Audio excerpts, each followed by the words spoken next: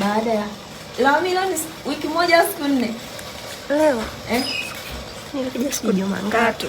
Leo ni siku ya 3. Leo ni siku ya 3. Acha basi. Tulimfanyia microneedling. Sasa bwana, baada ya microneedling matokeo yake ndio haya. Leo amerudi kwa ajili ya check up. Tumfanyie check up. So jamani, anafuta uso, unaona? Siku 3 baada ya microneedling.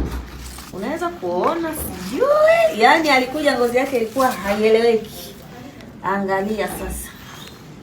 Yeye mwenyewe amefurahi. Si ndio amefurahi mami? Unaona matokeo ni angalawe. Ndio.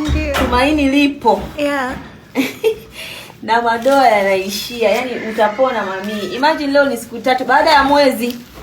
Si hamna kitu kabisa. Jamani, hongera sana kipenzi. Asante mwe. Haya, ufanye check up.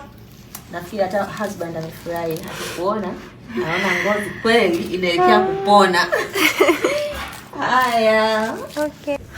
Amepona mami after 3 days.